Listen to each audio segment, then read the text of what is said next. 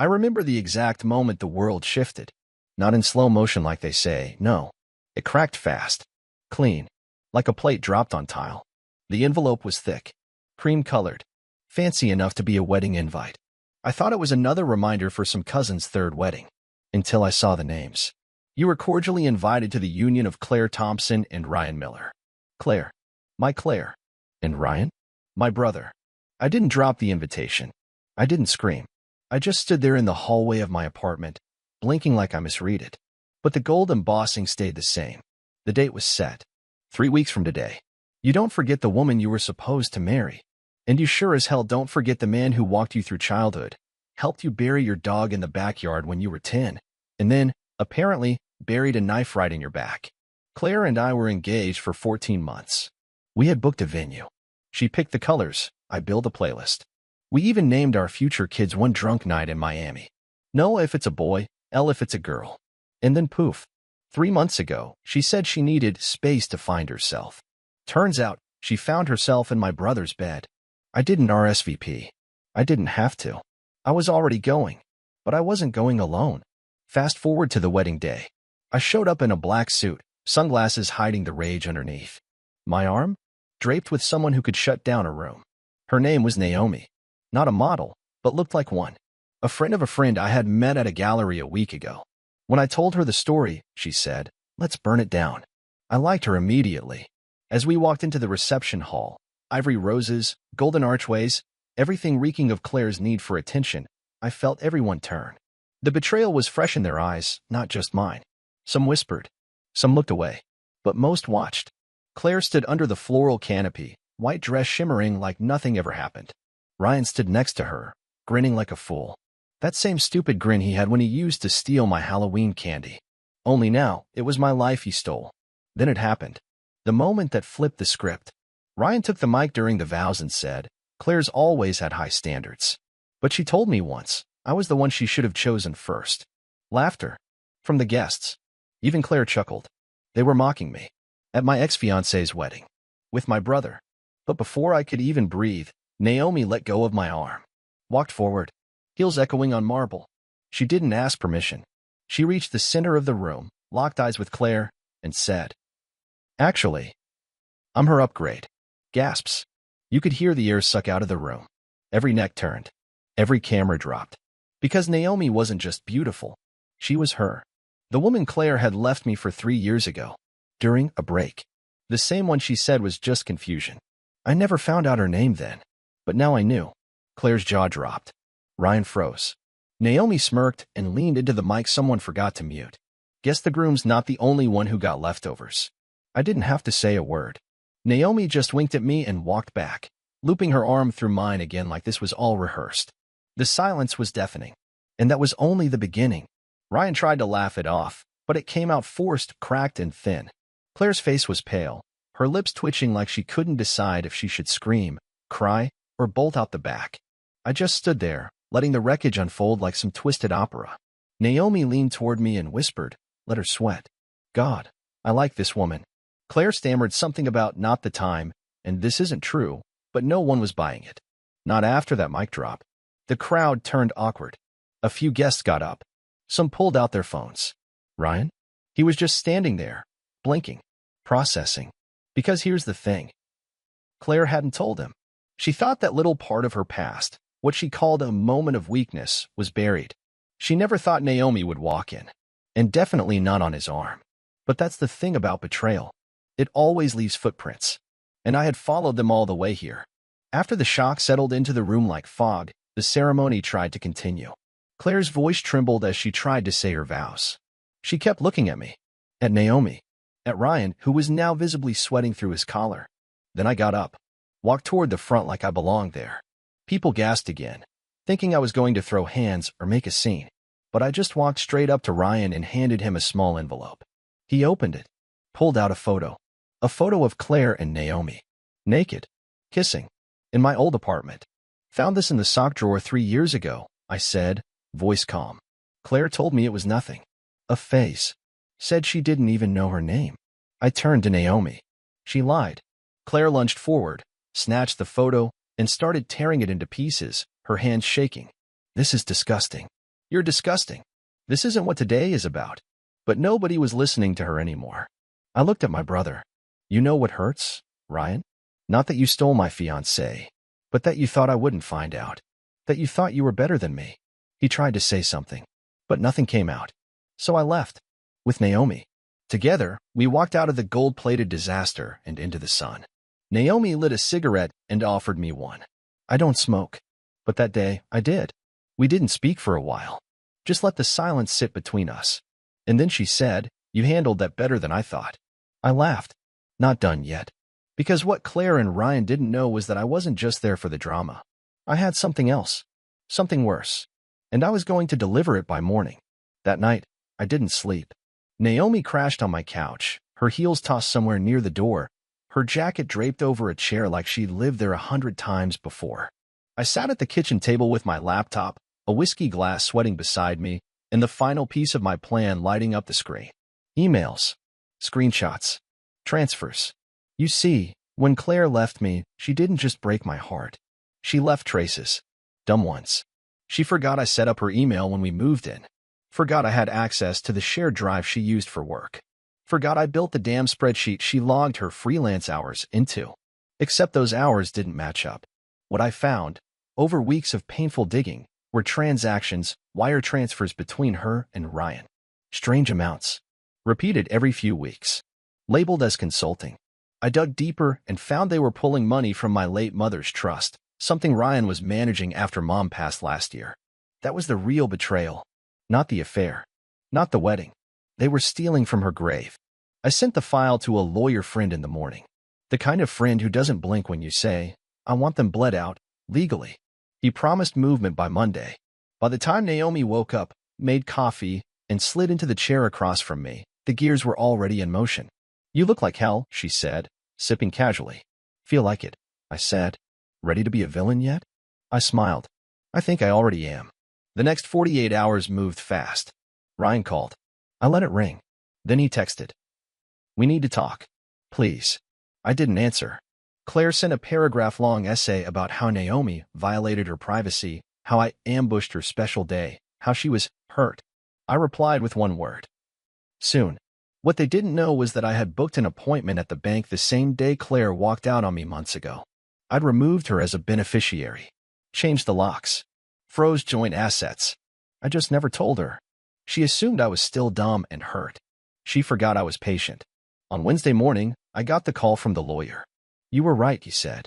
"They've been funneling 10 grand a month out of the trust since January.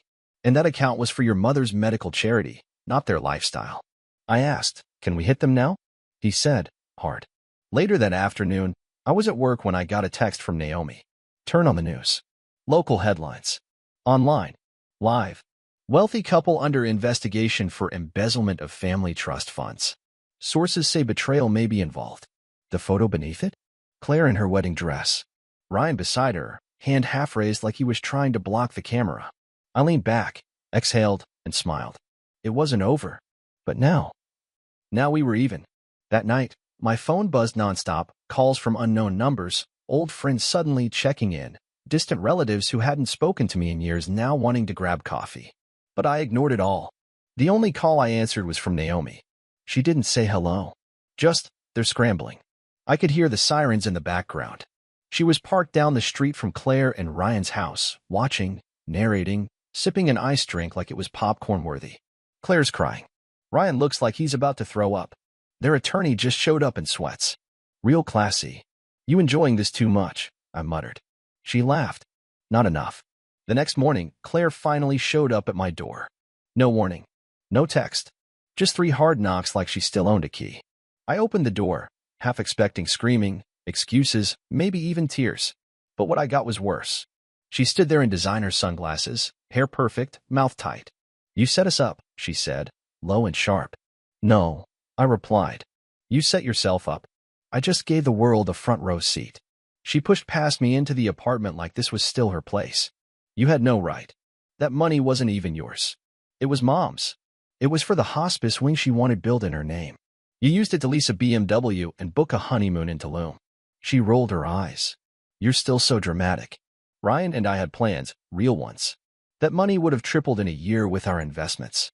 You used it for hotel suites and spa packages. We deserved it. That snapped something inside me. The way she said it. Like she still thought they were the victims. Like I had wronged them. I walked over to my desk, opened the drawer, and pulled out the last file I hadn't shown anyone yet. I tossed it onto the coffee table. What's that? She asked, eyeing the folder like it might bite her. The prenup you signed 2 years ago, I said, right before we got engaged. You remember that, Claire? The one where you promised not to touch any family assets if you ever lied, cheated, or committed fraud. Her face twitched. And see, here's the beautiful part. Ryan co-signed it as a witness, which means he gets dragged into the same legal liability. She looked like she might slap me. Instead, she sat down. For the first time, quiet. I loved you, she said suddenly.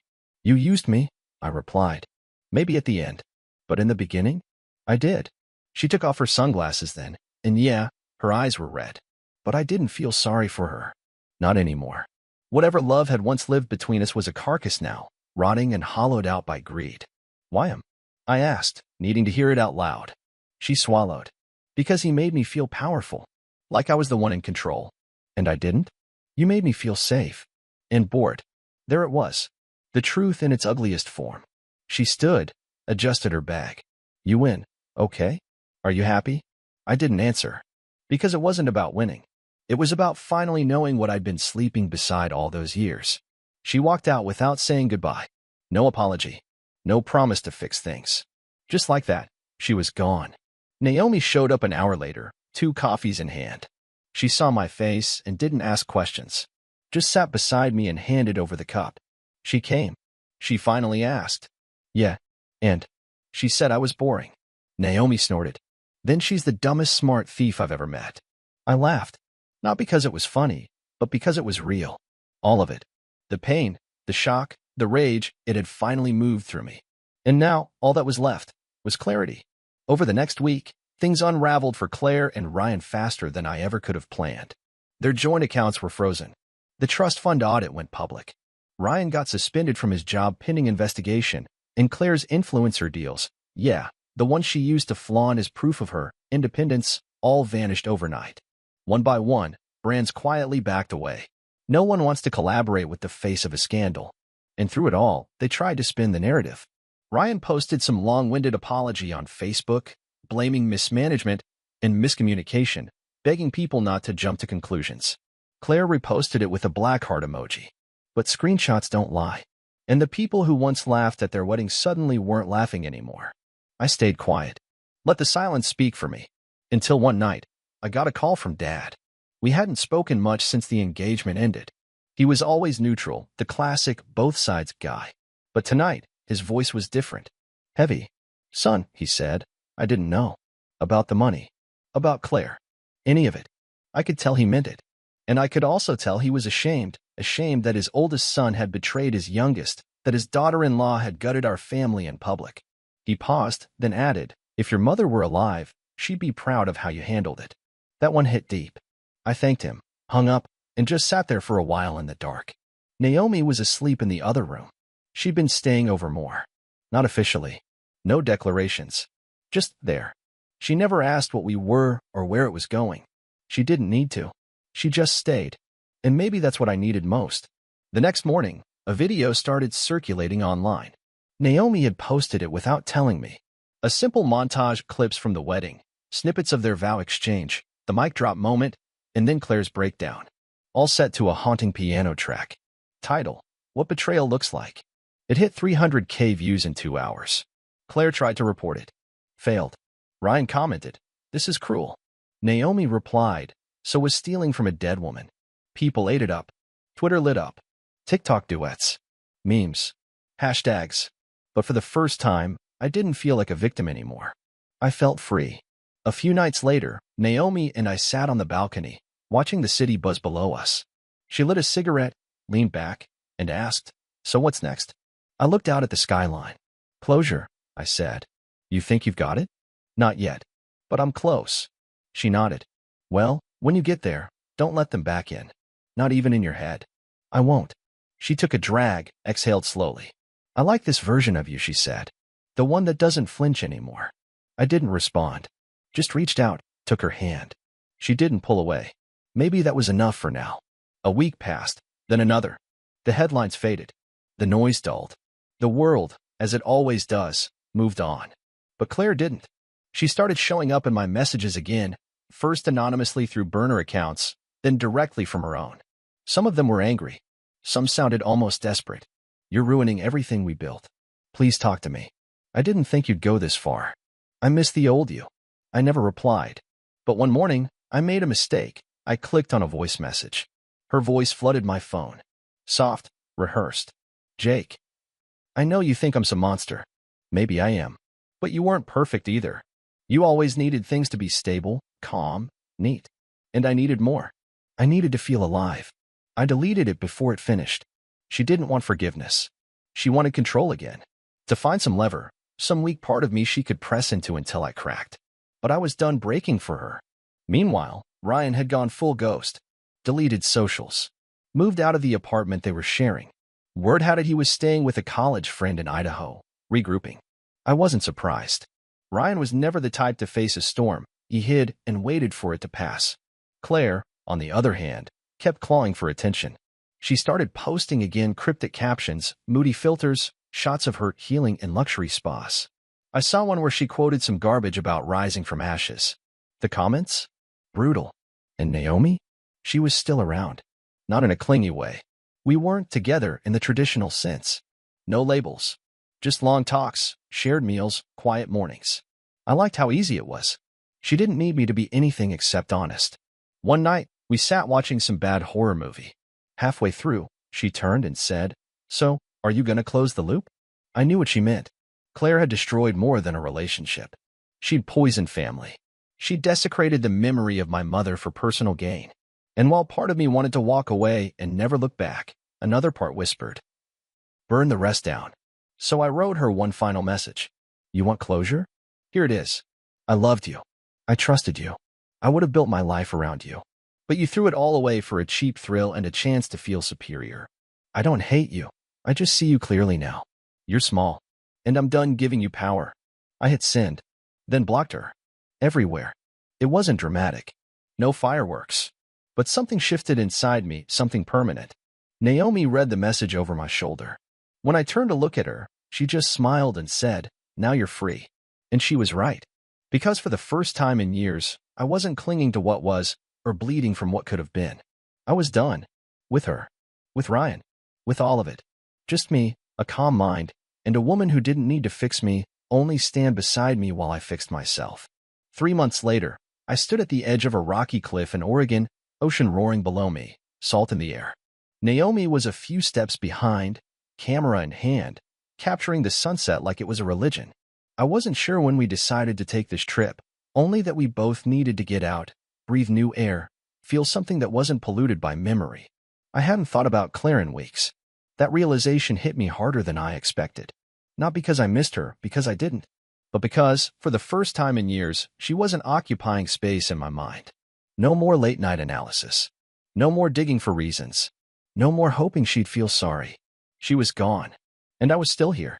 Naomi walked up beside me, nudging my arm. "Thinking about jumping?" she teased. I smirked. "Nah. Just watching it all go quiet." She looked out at the horizon. "You're not the same guy I met at that wedding." "Good," I said. That guy was dying. We stood in silence for a moment, the kind that doesn't need to be filled. "I ever tell you what my therapist said?" I asked suddenly. "No, but I'm sure she was expensive." She said heartbreak is a form of grief. And like grief, it doesn't ask your permission. It just shows up and wrecks the place. Naomi nodded. "And what did you say?" I said, "Good. Let it wreck everything that wasn't real." She smiled, and I felt that warmth again. The kind that wasn't built on performance or power plays or desperate games. Just presence. Just peace. That night, over cheap wine and motel blankets, I wrote something in my notes app. Not for Claire. Not even for Ryan. Just for me. You'll survive things you think will end you. People will lie to your face and say they love you. Some of them will look like family. Some will wear white dresses and speak in vows they never met. Let them go. Let them fall. You're not here to carry broken people who cut you while calling it love. You're here to heal. To rise. To live cleaner, freer, louder. And maybe, if you're lucky, to meet someone who doesn't need to break you just to feel whole. I never posted it. But I read it to Naomi. She kissed me. Not like a movie kiss. Not dramatic. Just honest. Solid. Like we both knew exactly where we'd been and exactly where we were never going back to. So yeah, my brother stole my fiancée and sent me a wedding invite. But I walked out of that nightmare with a fire they couldn't kill and a woman who never once tried to put it out. I'm not healed, but I'm whole enough. And that's more than I ever thought I'd be again. The end.